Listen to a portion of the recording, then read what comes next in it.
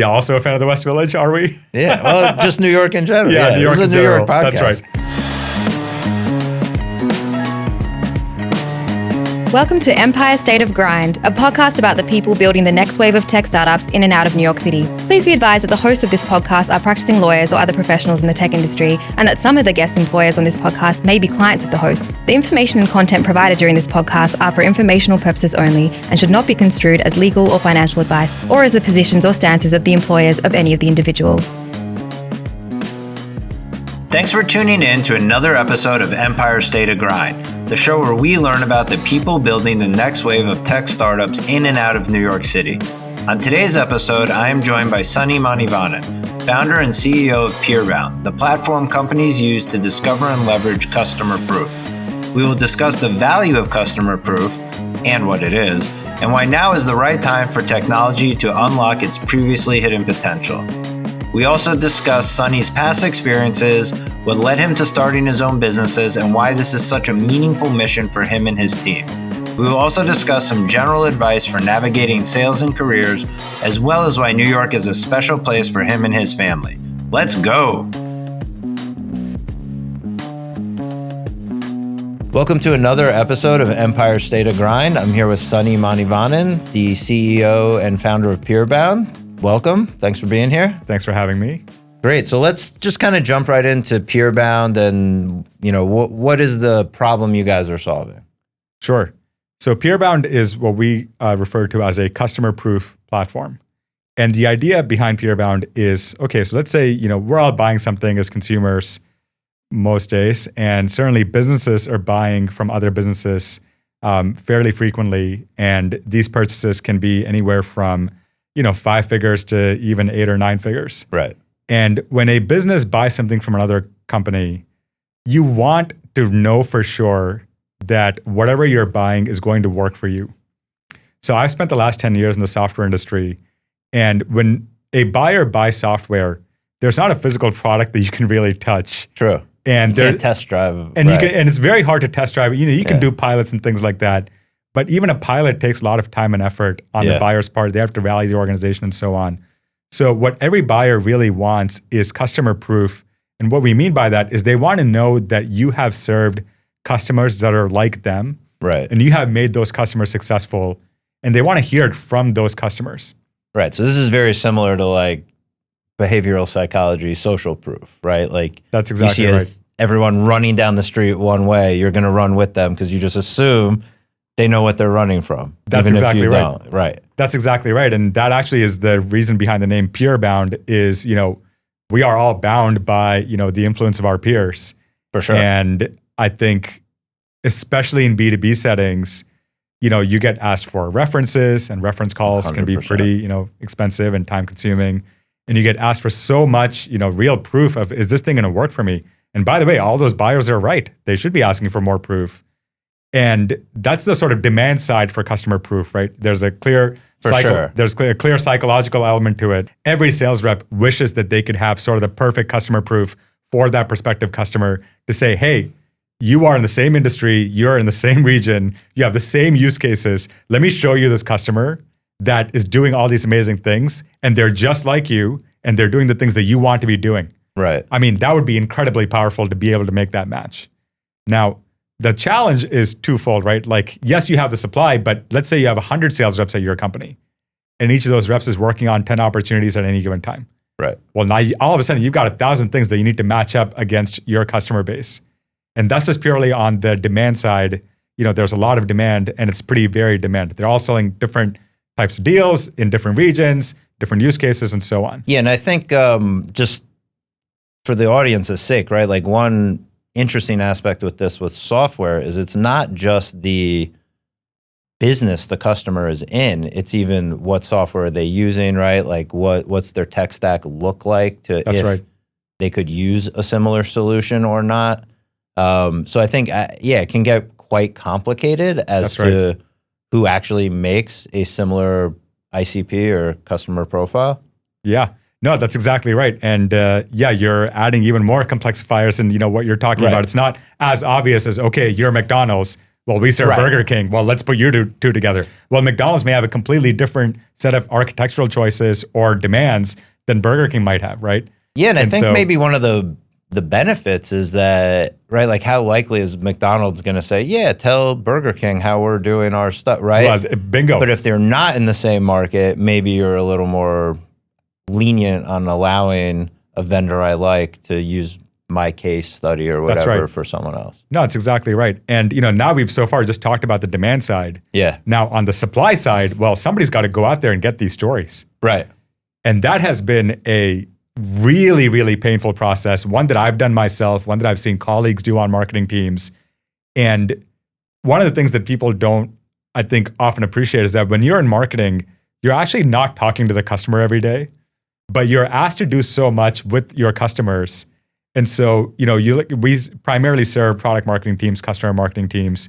And what we work with them on is, okay, historically, you were going to ask your sort of customer-facing teams, who is the right customer that I should go after? I have a case study goal that I need to hit. Right. And we're turning that upside down. We're actually saying, hey, your customers are talking to your CSMs every single day. They're answering surveys. They are, buying more from you. There's all these signals that are happening while you're sleeping that you've just completely not had any access to in a scalable way. Yeah. And so what Peerbound does on the demand side is we say, okay, well, let's integrate into all the solutions that you already use to, perhaps you're recording your CSM's calls with your customers. Well, they've already, everybody knows those calls are being recorded.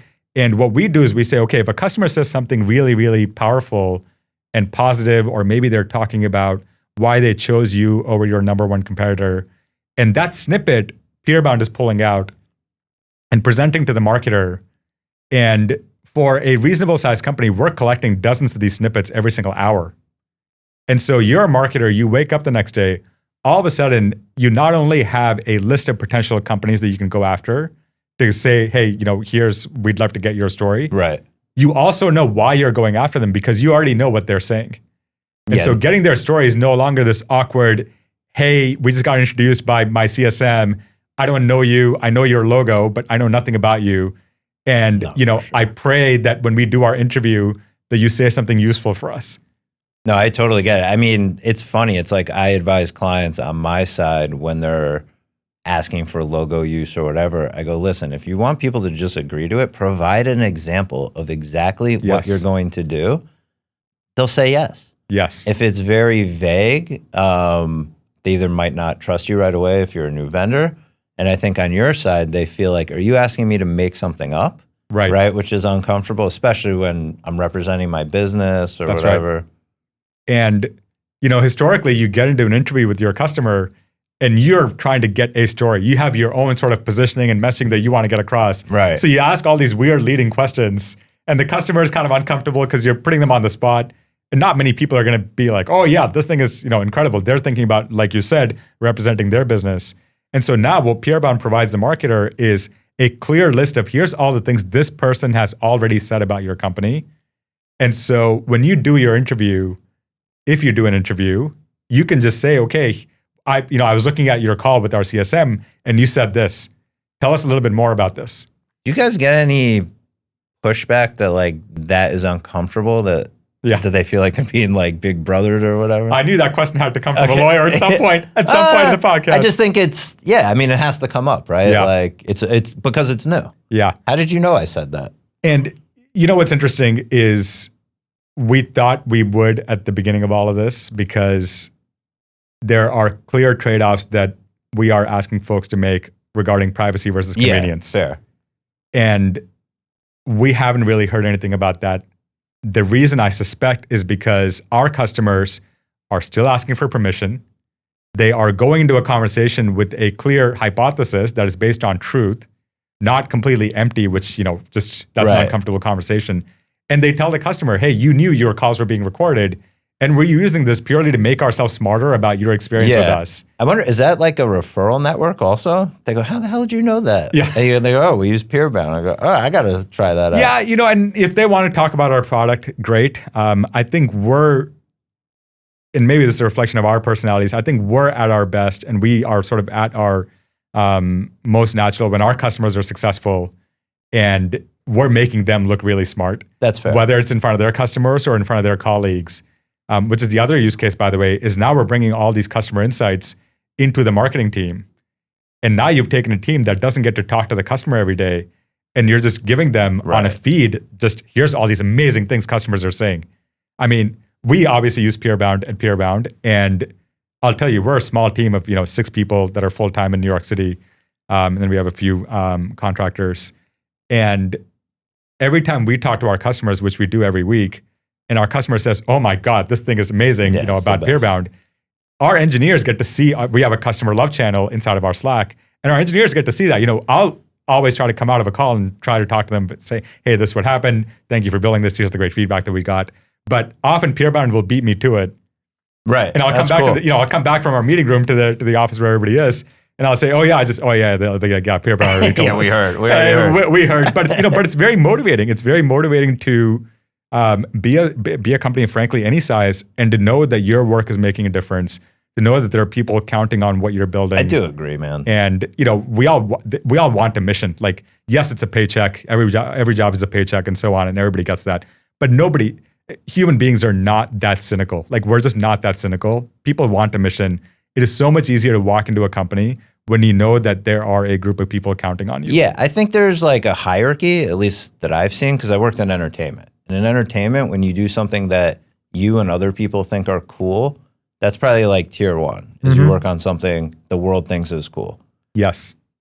That's not most people. Below that, right below that is, I want what I'm doing to give value to others. That's right. Right? And like, when I was at Datadog, I felt that quickly. Yes. It's like, oh, our customers like rely on us. Yes. They care. This is cool. I have the opportunity to help grow something people care about. Now, the fact that no one in my life knew, really even what the cloud was then. Yeah, that's right. It was not cool. That's right. And actually, we had a recent episode where like one of the topics was enterprise software isn't cool, but it is valuable. And I do agree. It's like when you see you're providing something others value, it doesn't just make you feel good, but it inspires you to like keep going and building it versus totally. Is anyone using this new product or and I think that's a differentiator in business is do others find it valuable? Yes. Is like where you double down and dig in. Totally. That's really cool. You get to see that. And we are just starting out, and it is really fun to build for customers who have great products, and now they get to finally see what their customers love about their products, and we get to bring it to them at scale. And then, I talked to you about the demand side on the sales front and other parts of the company. And I talked to you about now how we make it easier to supply, and actually generate more supply, and make that entire we also help companies generate customer stories, using AI. Right, because there's a value of like some public-facing aspect of this too, right? And the idea is, to me, if you're a good company, 100% of your customers should be publicly referenceable. That to me is the pinnacle of being a great company. I know that's, if many would say, unreachable goal and so on. The lawyer here will tell you that's unreachable. That's exactly right. But I do think it's a great North Star in many ways. I agree with that. Because you should, I think if you're a CEO, you should ask, like, how many of our customers actually love us? Do we know? Yeah, I get some NPS surveys and so on. I get some renewals here or there. I'll hear about a new customer that we signed. Who's actually happy with the stuff? What are they happy about? We're giving you all these answers, and we're giving those answers to the sales team. And, this matching of all the supply that we are now, helping you 10x your supply, because we know the demand is just so clear. And then we're doing the matching of, okay, we have all this customer proof here, and we know what these prospects want and what questions they have about your company. Right. Well, let's answer their questions with customer proof. Yeah, I mean, internally, there's really no limit, right, to like the use cases that knowing these things about your own customers can help you with, right? That's right. You might not be aware you're selling like specific verticals that you've seen others use or that you developed it for, but that's right. How can it hurt? And it's funny, I agree with you about your customers should be okay with it. as an attorney, I asked for it to put up the social proof on my site. But being in-house, I saw it too. And like, I advise my clients, like, I'll get the ability for you to reference them if they agree to in the agreement. But there's no point in pushing hard on a lawyer if the business person doesn't want to do it. That's right. And, you made a very important point there, which is no matter what it says in the contract, ultimately somebody at your customer's company who's probably your most, your biggest fan has to say yes. And you have to earn it. There's no contractual obligation to do a customer story. You can have the option of asking them, and they can say no in a contract, but they can't say yes in a contract. You still have to ask them, and you have to earn that ask. And one of the nice things that I think we're starting to see customers do is because our feed is real time. You know exactly when a customer is feeling really positively about you. So that's a good point. Would you rather ask them right after that moment, 100%. Or would you rather wait 3 months later and say, a CSM told me about this customer, let me ask them. And that may not be a great moment for them personally. You just don't know. Very good point. But hey, they were on a call yesterday and they said, you are, the greatest thing since sliced bread. Well, you better ask them right now. I'm curious, do you see the value of this different in different industries? Like, yeah, most of our customers to date have been in the software and sort of services industries. Okay. And, they share some similar dynamics. My background originally, was in the aerospace industry. Cool. I started my career as an aerospace engineer, and I worked as a consultant for a while. And so I've seen different industries, at least at a high level. Yeah. And to me, I always thought of this, at least the first, let's say, 10 years of our journey. And by the way, this is hopefully will be my last job, and I'll get to do this for a very long time. But at least the first 10 years, I thought about, any purchase that is high stakes for the buyer, which in B2B is a lot of purchases. 100%. Anything above 5 figures is, your boss is watching. 100%. And I think people don't understand how important it is to get the answer right. Right. I supported, I don't even know how many hundreds of people. And they would have a weekly sales call that I would sit on, kind of because I want to just like see what they're being told, what's going on. It's an information point. One of the key things the CRO would ask was like, he was huge on PG. So he would ask like unique stories people are doing to get calls and like it motivated people to think outside the box. And one thing I loved about Datadog is we were always trying new ways to get in front of potential customers. That's right. Yeah, the failure is just, you put a 0 against that failure and you move on. But a success, maybe you're putting a 10, maybe you're putting 100, it could be 1,000. And the effort is the same, right? Like to make a success happen, the effort is the same. So you are just better off just trying more things. And it's okay for every 10 failures. If you have one success, that's 100. Well, you're now at plus 90. My friend told me something, it was in a totally different context, but he put it, a lot of success is like, he said like home run derby. Yeah. Like the balls that don't go over the fence don't matter. They don't count. Totally true. You just swing as hard as you can every time. That's exactly right. And it's like, man, that keeps coming up in my life. I mean, there's a much bigger life lesson in what you just said. We're going to take a short break to hear from one of our sponsors, but when we come back, we'll learn about how Sunny's early career influenced his journey to becoming a founder and how his different roles throughout the years kept coming back to the same thing, the power of customer stories.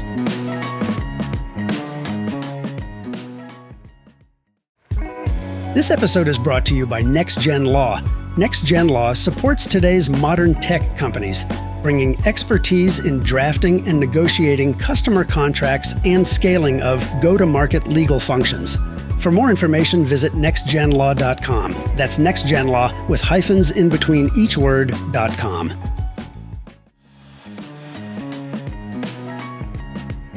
Talk about your background a little bit. Like, how did you come into seeing this problem that Peerbound's addressing? So, I think I've been in the software industry for the last now actually 12 years. And this is the second company that I'm founding. And the first company that I founded was called Zen Purchase. This was back in 2013. And the company was acquired. We sold it to Coupa Software in 2015. And Coupa was my first, there were about 400 employees at the time, still a private company.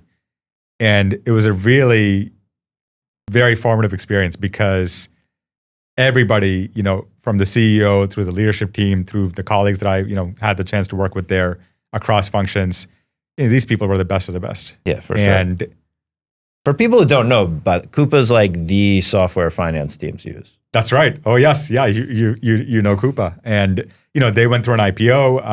I think about 18 months after I was there. I was there for another 18 months, and I had the privilege of working on a bunch of different problems within the company, and so I got to see how a SaaS company that is a top tier SaaS company operates at scale. What is the bar for every function? What does good look like? What does great look like?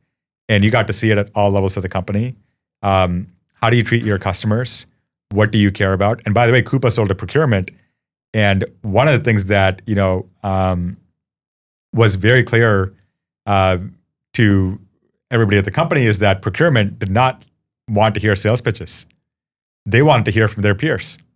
That makes a lot of sense. Because they don't trust anybody. I mean, that's the they're job. Dealing with vendors all the time. Imagine selling to lawyers and you just come in with a fancy deck and you're saying, all right, we're going to, all right, well, who else do you work with? Yeah. First question. Just the name procurement gives me a little shiver when That's exactly right. When I know I'm dealing with them. But I've met some great ones too, though. That's right. Well, so did I as a part of that journey. And you realize that, okay, these folks are, they've got a very, very strong risk manager inside of them. Yes. And they don't want to take a risk, but they want to make sure that they're mitigating the downside. And so a lot of our marketing at Coupa was all around, okay, here's other customers that are like you. And I still can't believe that customers did this, but they believed in the product so much and they got so much value out of it that they would say, I saved this much money with Coupa in the past year. Because this is a procurement, invoicing, expense management solution, business spend management is what we called it. And they would say that on stage. They would say that, in printed materials. Wow. And we would take that into sales calls. And we'd say, well, don't take our word for it. And don't just look at a logo list. It's like, where are the stories? Ignore it. Yeah, and where are the stories? Totally and at Coupa, we had the stories because these people were seeing real value. And I remember how hard it was to get these stories.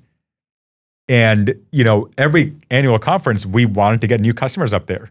And it's not that they didn't want to share their stories or they weren't getting value, but we had a hard time as a small marketing team finding these customers. Sense.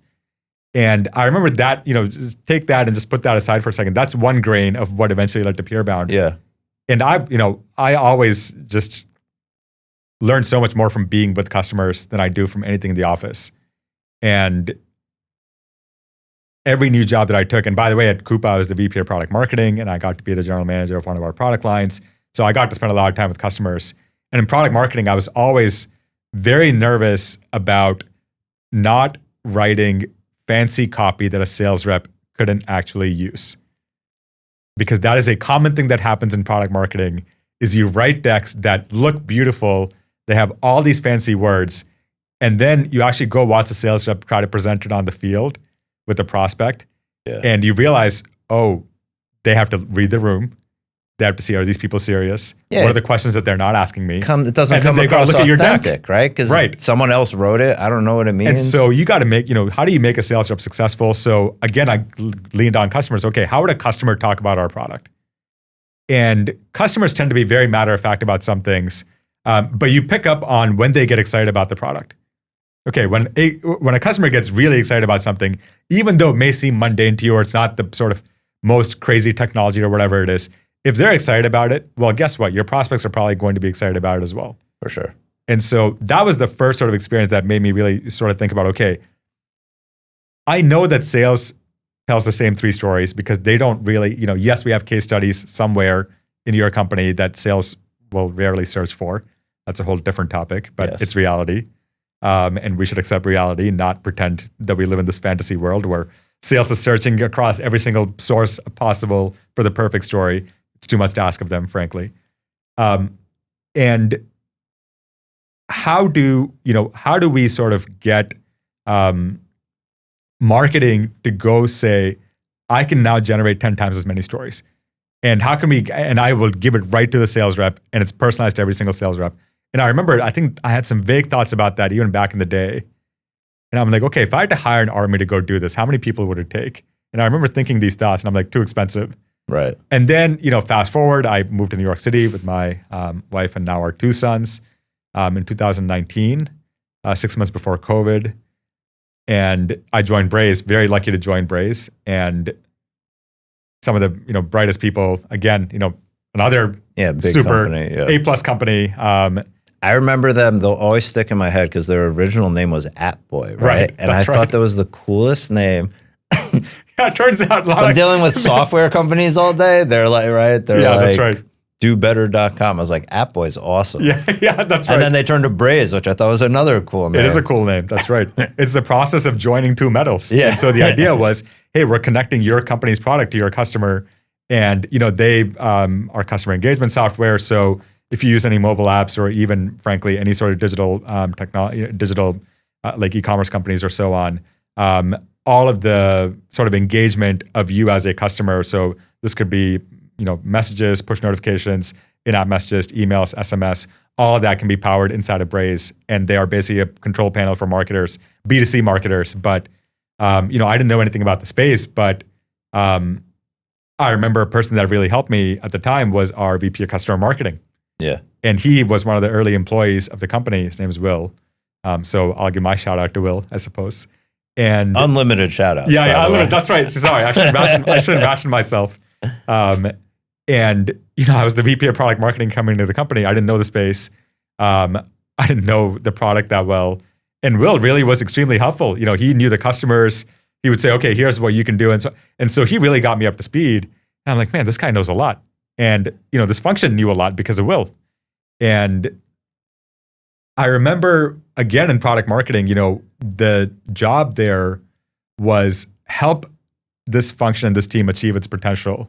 Yeah. And so we had the privilege of hiring some awesome people who are, now leaders in that team. It's such an important function. I found, especially if you're a technical company. So when I got to Datadog, there was, I think, one product marketer. I'll shout him out, Jared Blistein. Yeah, unlimited shout outs. Here we go. Well, no, he helped me tremendously early on because he gave me a demo of the product. And what he did that was really smart was not assume everyone here knows the technology space we're in. And he started the demo about what computers are. Yeah. And now what cloud is. Yes. And what problems it introduced and what efficiencies and where Datadog fits into solving those problems. Yeah, no, he's incredible and built a huge team. But what you see is you have to be able to connect with the client or the customer or the prospect, whatever, with the story about why this matters. And there is that like layer, and it's called product marketing. There's people building the product and there's people marketing it. And they're probably from different backgrounds that don't have the same domain knowledges. And you're the interpreter, right? Super important role. And you're spot on. And doing a good job as a product marketer is, I think, not difficult, to be honest with you. There's enough people around you at the company that will help you. And and if you have a good product, it helps. And you can write decent collateral and so on. But doing a great job as a product marketer, I think, is difficult. Because you have to know, it starts for me with knowing the customer really, really well. Yeah. And I know that's such it's such a common thing for people to say, what does that even mean? No, anymore, right? I think you're right. But I'm like, I hate product marketing that talks at a level or 2 levels above where a customer would be. I'm like, it's too grandiose, which makes me question, do you actually know what this company does? Right. Because you're not helping me understand what this company does. And so again, I think when I joined Braze, my number one job is, okay, I'm going to go talk to, a dozen customers. And I got to go find out what are people actually saying. And so I make sure that I at least, I'm basically, this is before large language models, but I'm like, I'm going to just ingest all of this data. Yeah. And what comes out of me is going to reflect the language in sort of, Gen Z parlance. It's going to, maybe it's not the millennial parlance, maybe the I word, don't even know the difference. Maybe the word vibe is not cool anymore, but the vibe of our customers has to be felt in our collateral was my mission. And that's really hard to do if you don't really understand what your customers are trying to do. I agree. It is and especially as companies grow, it's harder to kind of sometimes have a feel. Yep. It all starts with, okay, what's your problem? Yeah, 100%. And it's true in negotiation. It's true when you're trying to make a sale. A sale is a negotiation. Just providing a service. It's persuasion. Yeah, that's exactly right. And it's true in your business. It's true in any business, really. And it's just the stakes are a little different, but it's the same sort of basic principles that you have to go go really execute on. If there's anything, I think you'll agree with this, like being a part of a successful machine, like a Datadog, a Coupa, a Braze, is you learn that every business that succeeds is because they put their customer first. Totally. Right? And like, it sounds like that's obviously your ethos with the business you're building is this isn't about like what's best for me. Because at the end of the day, when I have a business, what is best for the customer, it turns out to be best for me anyway. That's right. Right? Like if I build products for what their problems are, they're going to buy more, they're going to tell their friends, whatever the case is. And I've seen this like across, I have friends in real estate. It literally just doesn't matter. Yes. There's only one way to do it as far as I've seen. Yes.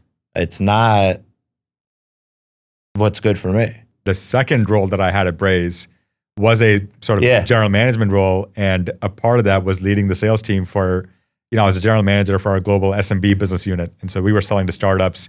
And one of the big knocks on Braze, at the time was that this was a big company solution, blah, blah, because, we did have big customers. Right. We did serve Disney and, all the sort of, we served Burger King and, so on and so forth, like names that you'd recognize.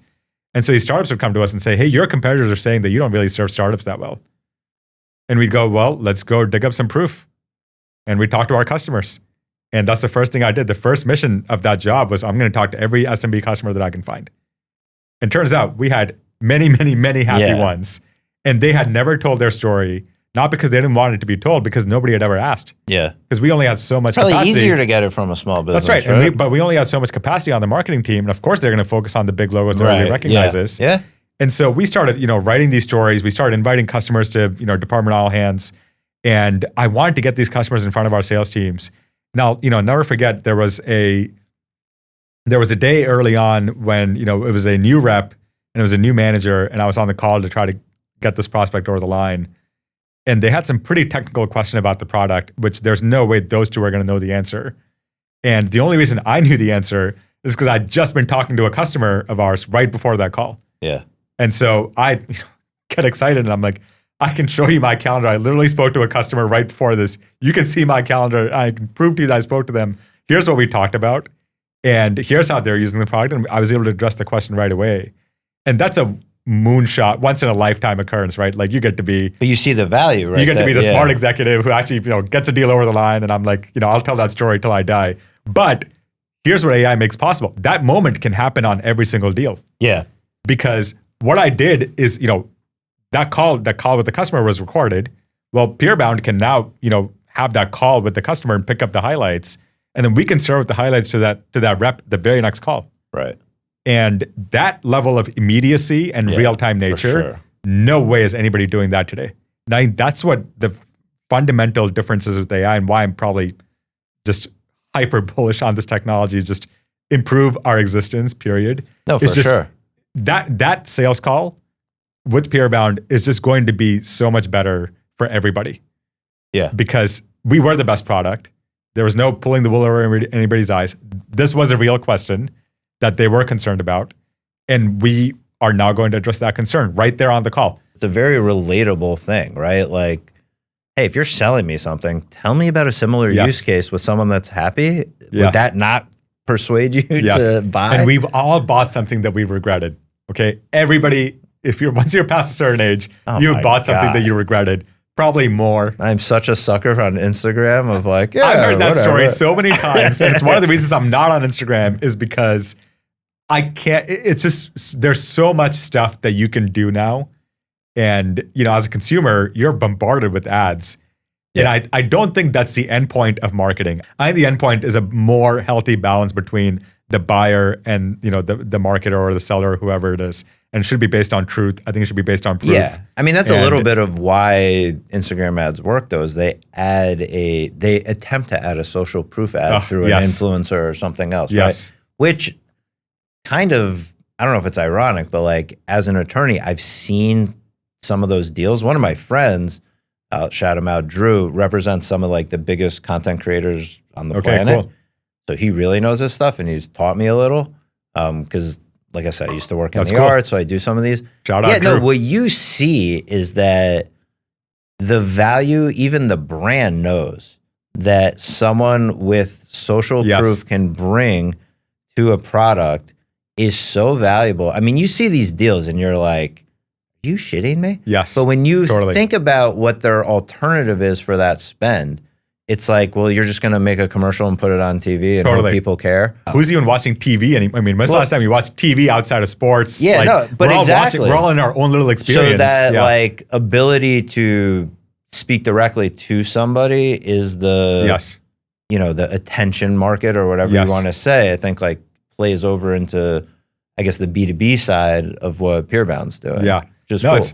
It's fascinating because you nailed it. I mean, B2C is so personalized, frankly, too personalized, like too personalized for comfort for the consumer.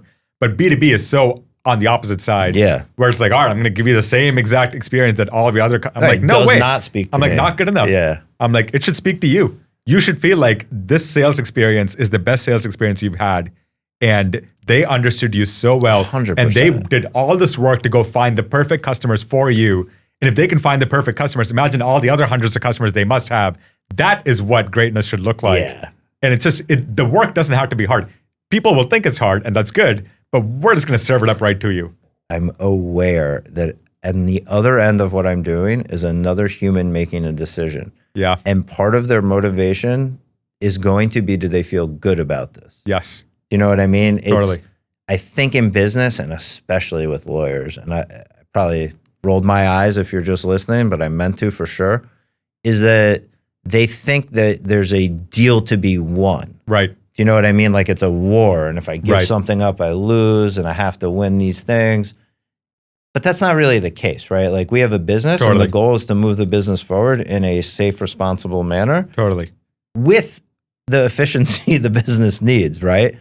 And I know that the other person isn't going to sign a deal quickly anyway, for sure, if they feel shitty about it. So yeah, you give some things up. Hey, I don't really need this, or even maybe I need to give them something to feel good about here so that they'll get the deal done on their end. They'll tell their executive, yeah, I did it. I got us a good deal. That's right. And I think a lot of times, at least in my profession, that's missed a lot. Is you run into people who are like bulldogs about something that doesn't matter.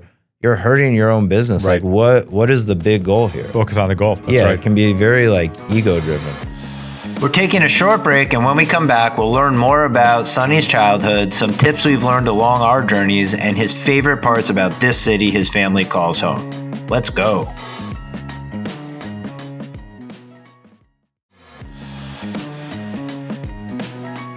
All right, I want to switch gears a little bit because on the show we like to learn a little about like the guest background, how you got into tech a little. So you can give us like the quick elevator pitch. Yeah, the elevator pitch on me. This is the worst elevator pitch I do. I'm much happier pitching companies and the products that I work on. My background is I grew up in India. I grew up in Chennai, India, which is in the south, the southern part of India, and just a pretty happy childhood. You know, I think one of the interesting parts about where I grew up is that it's a culture that, you know, I think values intelligence, it values intellect, it values hard work. And I grew up with a lot of that. And, you know, getting the sort of standard, getting a 97 on the exam isn't good enough. Getting 100 on the exam wasn't good enough for my mom once because some other kid got 100 and he had better handwriting. It's a true story, by the way. Oh, man. And so I'm just, this is a joke about my mom. She, incredible parents. I was blessed with that. Yeah, it's funny. When you're a kid, you think that's like, you're like, oh my God. As an adult, you go, thank God they care so much. Every year that you age and you grow more into adulthood, you're just so much more thankful for everything that you had in your childhood. I thought my parents were tyrants when I was 17. Now I'm like, thank God. That's right. I will say, my parents also gave me a lot of freedom. And I think, school was hard and I think, the standards were high. But I think I had a lot of freedom to go do what I wanted to do. They were never on me about homework or any of that stuff. Like as long as you had that taken care of. Yeah, and the grades showed up. Cool. The grades showed up. I loved reading. And so I always loved math. I think math was just so natural, and it's now fun to watch our boys become little math nerds. They like doing little addition, they ask me for math questions and we'll do little addition things and now subtraction things, and that's fun to do with them. But, that's how I grew up. I grew up, liking school. My mom was, she stayed at home, and I just had the best of everything. And I think, it was me and my little brother, and I think we both feel like we had the best of everything. My mom is very detail oriented, I think even to this day. And I think a part of that is with the two of us still. Yeah. And my Did she have like an entrepreneurial spirit too, or that come later? There's so many books I've read about founders now. And I think had she been born in a different time in a different place, she would have absolutely ran the table. I know a lot of founders have entrepreneurial history in their family. I suppose I don't. But if you go a level deeper and you look at the characteristics, I think, we moved here to the US when I was 12. And I think throughout my life, I've had the blessing of parents who were parents first, and everything else in their life was second.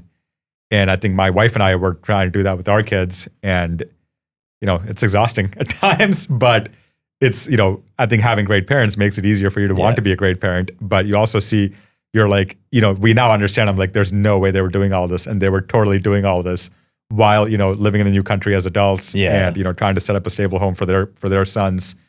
And I think I learned a lot. My dad is very steady. I don't think he's ever taken a sick day, and, can get along with anybody. And so I try to bring, I think I have a mix of those two incredible sets of characteristics. So you're in Massachusetts now? Like, where'd you go to college? I went to Worcester Polytechnic Institute. Okay. I had a full scholarship there, and I knew I wanted to study engineering. I loved planes, always. And I studied mechanical engineering, and I had a double major in engineering and mechanical engineering and then mathematics. Okay, so you're in college. You said you went to grad school, but I imagine you worked somewhere in between. Yeah, so I went to college. I got my dream job out of college. I was, working. I got a job at General Electric where I had interned a couple of times in their what is now called GE Aerospace. Yeah. And back then it was called GE Aircraft Engines. So we built aircraft engines. And so, you walk in and like the plane tour is like, okay, here are the military engines and here are the commercial engines. And I got to work on both because I was in a rotation program and, loved the work. It just was not the right pace for me. Like it was too slow. And no, I get it. The one part of this that totally makes sense is you're a founder of a tech startup. You're never going to be happy working at a company the size of GE. And I'm so happy now doing what I'm doing. And, the whole showing up at 9:30, leaving at 4:30, and then just doing that for 40 years was not going to be my life. And I think even in undergrad, I was involved in student government. I was the president of student government, and there was a lot of things that I liked doing outside of classwork. And, I was a notorious procrastinator even back then. And I just still, I would read a lot of books. I just read things that were completely unrelated to anything that I had to do. And, got away with it in undergrad. But I wanted something broader. I wanted a career that was broader, and I wanted to work with different people. Well, very similar. I wanted to work with people who didn't like math, who, came out but loved, other things about life. And I went to business school, so I got my MBA. And then I was in consulting for a couple of years at McKinsey in the Boston office. And there I really liked client service. I just didn't think that, I was going to be, I didn't like that you're just presenting ideas and then you walk away. Yeah. I really didn't like building a relationship with our clients and then having to walk away. Because it's very hard, because projects tend to be 2 to 3 months. They hire you for sort of the most important problems that the company has to solve. Right. And the problem solving is incredible. You work with the best people and, both on your side and on the client side. But then you leave. And it's like, well, wait a second. We're not buddies. I want to see where your career goes. I want to work together with you on more things. And there's no sense of building a team. And even the consulting team that you're a part of, you're not dispersed. And eventually you get to work with the same people over and over again. But there's just too much what you're saying. Back and forth. Right. And so the goal is changing all the time. Right. Yeah. But the people were A+, and, the work was, I thought, intellectually challenging. And everybody likes to trash consultants, and that's fashionable now, whatever. But a lot of great friends. I learned a lot. I can make a slide deck about anything. I can present you want to put a 50-page slide deck in front of me and not show me? I'll present it to you. Right. A lot of that came from, those couple of years that I spent, at that firm. And that's when I moved out to Silicon Valley from Boston. And, I think I had $20,000 in my bank account, but I was debt free because, again, undergrad was on a full ride. And I remember thinking, if I'm not going to do it now, I'm never going to do it. And that eventually is what led to Zen Purchase. And I just thought, okay, I miss building products, like real actual engineering. I want to build something for the long term. And I want to be in an industry where I can build long-term relationships with people and have those come back. And, you're not just starting from zero every single time. It's really adding up to me, to be honest. Well, no, it's like we've known each other a little bit, but what I'm seeing, and maybe it's because I recognize it like in myself too, is you care about like what you're doing, the impact it can have on other people. Totally. It's not just like, how does this impact me? Yeah. To be honest, that's the biggest thing I miss about working at a company. Yes. Is it's cool I'm not responsible for anyone else's success, but participating in it, and even like if you can coach someone or whatever, like that feeling is amazing. Yeah. So I do, and to be honest, that's like a part of what the podcast is hopefully fulfilling. Actually, I had this really cool experience the other day where a good friend of mine, she was in a role that was making her unhappy for a long time, and she's amazing. So you're kind of like, just leave. Right. Like, why don't you see this the way everyone else does? Right. And she told me she left her job. She quit. And I was like, that's fucking amazing. Like, amazing. And she was like, yeah, it was something either I said on here or someone else did, or that I reposted on like social media from it. And I was like, hell that's yeah. incredible. Like, that is the whole point of doing this. Yeah, that's incredible. And it was, the quote was, if you're not changing something, you're choosing it. Yeah, that's right. And it's like, that's what I was trying to point out to her. Right? It's like, I don't think those are my words because I would remember it. That's right. But those are great words. And one other thing you touched on that it reminded me of something was Olivier, one of the founders at Datadog, said something in a meeting one time about how he thought people left jobs too soon. This was, when you were talking about consulting, this reminded me of this. And he said it's really important to stick around long enough that you see the pain of the decisions you've made. Yeah. Right? Because like, we all want to think everything we've done works out great, but that's not true. And you tend to, it's a little, cliche, but you learn more from your mistakes. And like, if you don't stick around long enough to see the impact of the mistakes you've made, not because everyone makes them, it's not a big deal, but that's like where you learn from. And when you're talking about consulting, it's like, you give them something and then you move on. You don't actually see it play out. You've gotten paid. You're on it's to hard to learn how effective you're actually being. Yeah, that's right. So getting back to your personal story a little bit. So how did you end up in New York?